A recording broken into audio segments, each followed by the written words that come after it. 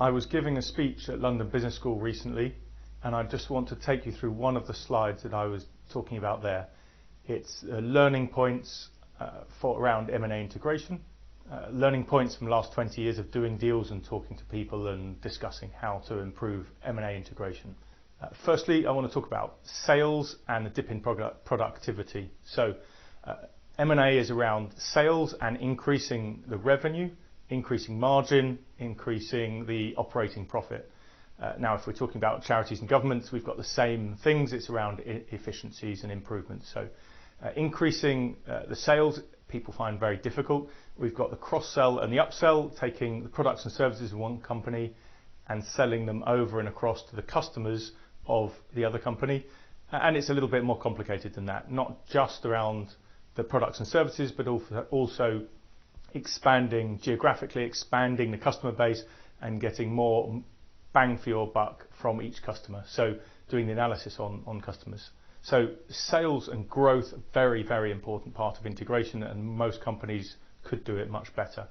The other part of this is the dip in productivity. So as we go through an integration, we make changes. We change systems, people, processes, all sorts of changes, and that affects the people internally and externally, customers, suppliers, but mainly our colleagues within the company. And we take them through a change curve. And so thinking about their productivity during that, most people who might be working a certain period of time will potentially be less efficient as they gossip, talk about work that's coming up, talk about the integration that's going up, and potentially look for jobs. So very, very important things to kick us off here. Secondly, I want to talk about one person owning the business case. So this is about having a clear line of accountability and a clear person or set of experts helping across the whole deal cycle and understanding from pre-deal through to day one, through to post-deal, and having that link across that. So put one of your people in charge of the deal so that it moves through. Next, thinking about the Integration Management Office. This is around setting up the programs, the projects, the synergy tracking, but the key for me is the interdependencies.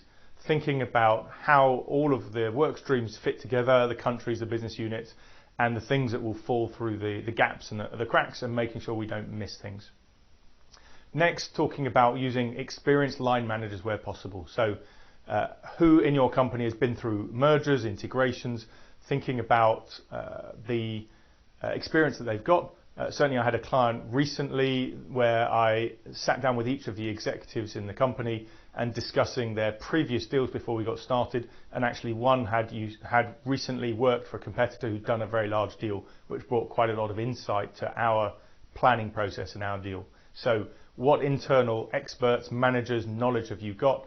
And then backfill with interims, contractors, consultants, so that you then have a full team be able to do the amount of work needed and plan, and they've got the experience needed.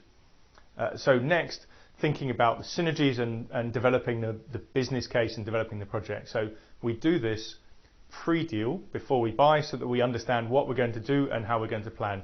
But once we've bought a company, we quite regularly go around, and there's lots of good ideas in both companies that need to be thought through and looked at. Next, thinking about a continuity between strategy and delivery. So thinking about pre-deal strategy, why are we buying the company, leading into integration strategy, which is roughly the same, but thinking about how we're going to deliver those changes and restructure to deliver that integration strategy, and then following that through with the integration approach and the delivery of the integration, and be able to repeat that over and over again. So if we're doing a similar type of deal, it will take us less time and effort to integrate next time, so we become better as an acquirer, and this is good for us for all sorts of reasons. So next, thinking about the way we work together. So knowing that face-to-face meetings are better than Zoom or team meetings, thinking about cuts and changes as soon as possible, and having the most respect for each individual that we can. Certainly I've heard stories about companies that have cut slowly, painfully over a long period of time, or in a long period of time in the future, and so people go through that pain for a long period of time. And certainly we've heard of companies that have done this very poorly, and people have felt very badly, and that's also the people that we've got left after any sort of small changes in people or large changes in people. So next thing is to look out for misinformation and political manoeuvring and thinking about the change curve. So thinking about information that we're gathering from people and company, parts of the company, to be able to plan and make decisions, and the way people will think about their jobs, their roles, political power, and how their budgets might work in the future, because we're going to change everything. And so watching out for the political manoeuvring that goes around that, and understanding the information that we're asking for and gathering from people and what people are going to tell us. Through understanding integration, having done it lots of times, you can see the same behaviours over and over again, and so you can understand the position that you're putting people in during the timing. So different times during the integration we put people in different positions and we get different answers. So this is quite a big one. I'll do a longer video to discuss this one. Thinking about a RollRoyce decision and solution versus a mini. So avoid waiting until we're 1000% sure about something and building the biggest, best RollRoyce version of something. What is appropriate and what's an appropriate time scale to manage it on. So we might think, when are we 80% sure of something, and plan and think around that. Some things we don't want to invest in, some things we do, so understanding where we want to do that. Ensuring that the integration resource is prioritized in the right areas, and this is around leadership in each part of the company, each division, each country, each business unit, and especially each function, and understanding the amount of business as usual work there is to do, and then the integration planning and delivery work there is to do, and how all of that affects people, and having the right prioritization on work and resource so that we can deliver fastest and best. Don't wait until we've got everything in place. Deliver the quick wins. So I think this should be obvious. This is thinking about where can we start delivering the integration, and where can we start delivering those synergies as quickly as possible. Certainly as we plan pre-deal, we can't know everything about the company, and so we need to do more finding, more planning, more analysis post-deal, but let's start delivering some of those things that we can deliver.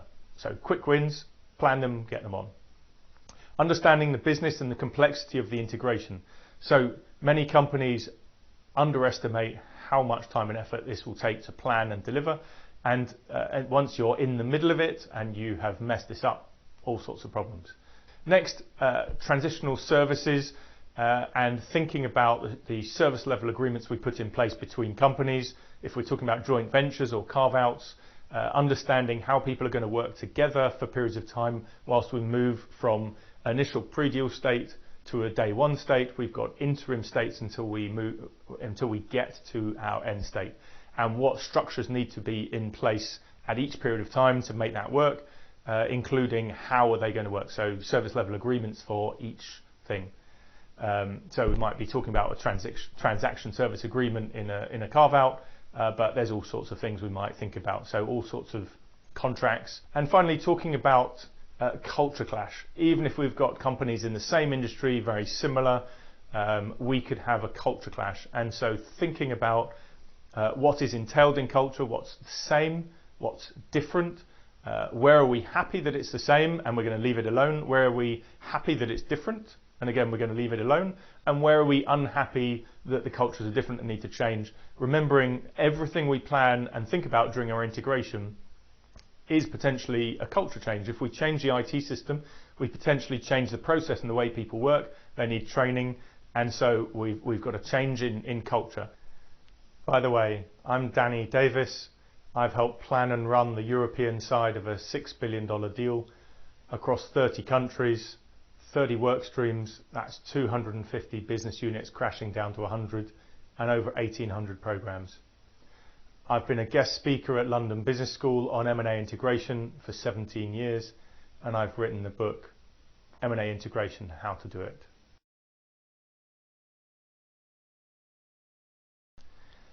How can I help you? Give me a call, send me an email. There's my email address.